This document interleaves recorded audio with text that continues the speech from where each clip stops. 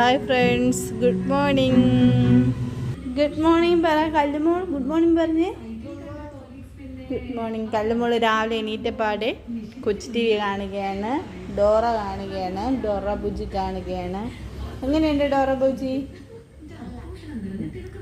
അപ്പോൾ നമുക്കിനിയിപ്പോൾ അടുത്ത് കാപ്പുള്ള പരിപാടിയിലോട്ട് കടക്കുകയാണ്.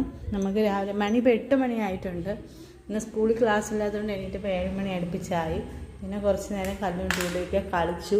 അപ്പം കിച്ചണിലോട്ട് വന്നപ്പോൾ പക്ഷേ ഒരുപാട് ജോലിയുണ്ട്. ഇന്നലെ വയ്യാണ്ടിരുന്നത് കൊണ്ടൊന്നും ചെയ്തില്ല. അപ്പോൾ ഇന്ന് പാത്രമൊക്കെ വാഷ് ചെയ്തൊക്കെ വെച്ചിട്ടാണ്, ഇന്നലത്തേതാണ്.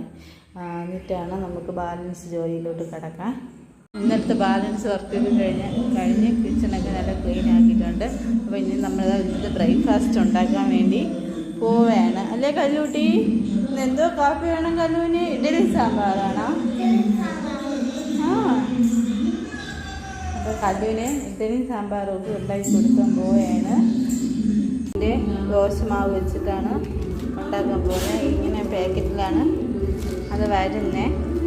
ഇനി പാക്കറ്റ് പൊട്ടിച്ച് നമ്മളിത് പാത്രത്തിലോട്ട് നമ്മൾ വിത്തും ഇതിലാണ് വരുന്നത്. ഇങ്ങനത്തുള്ള പാക്കറ്റിലാണ് വരുന്നത്. ഇന്നലെ അമ്മമ്മ വന്നിട്ടുണ്ടായിരുന്നു കല്ലുവിനെ കാണാൻ വേണ്ടി. അന്നേരം വാങ്ങിച്ചിട്ട് വന്നതാണ് കേട്ടോ.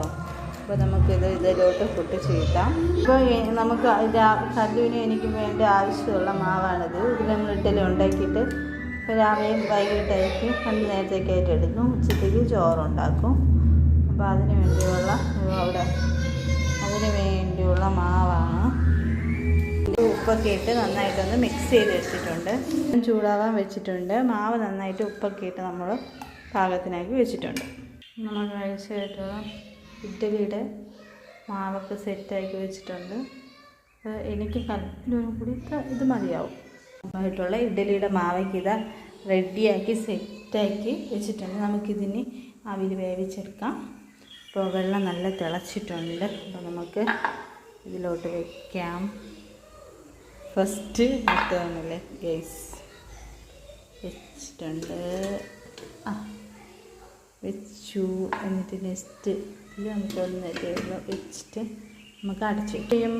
അത് അവിടെ ഇരുന്നുകൊണ്ട് കുറച്ച് സമയത്തിനുള്ളിൽ ഇഡ്ഡലിയാകും. ഇപ്പം നമ്മൾ സാമ്പാറിന് ആവശ്യമായിട്ടുള്ള പരിപ്പ് എടുത്തിട്ടുണ്ട്. ഇനി നമുക്കിതിനെ നന്നായിട്ട് വാഷ് ചെയ്ത് ഫസ്റ്റ് ഇതൊന്ന് വേവിച്ചെടുത്തു. സാമ്പാറിന് ആവശ്യ വെജിറ്റബിൾസൊക്കെ എടുത്തിട്ടുണ്ട്. ഇപ്പോൾ നമുക്ക് ആവശ്യമായിട്ടുള്ള സാമ്പാറിന് വേണ്ട വെജിറ്റബിൾസൊക്കെ എടുത്തിട്ടുണ്ട്. കുറച്ച് വെജിറ്റബിൾസേ ഉള്ളൂ.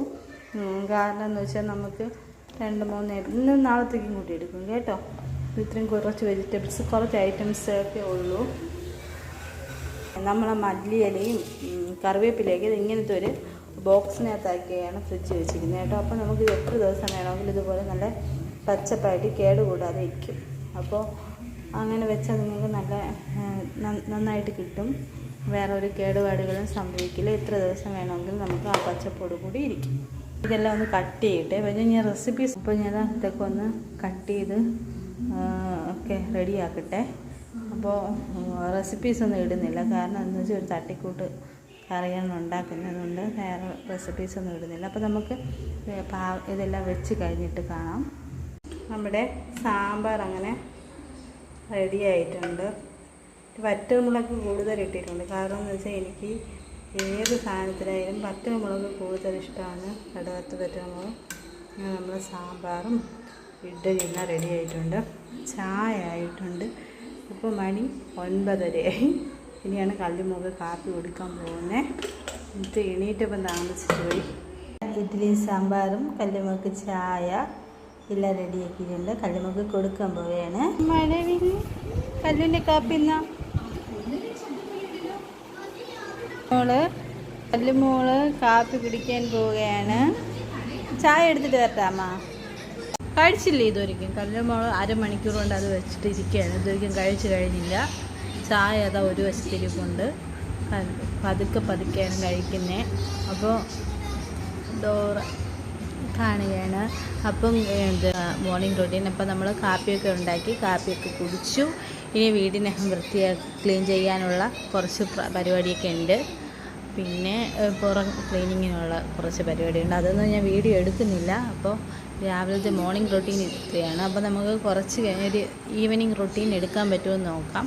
എങ്കിൽ എടുത്തിടാം. Okay guys.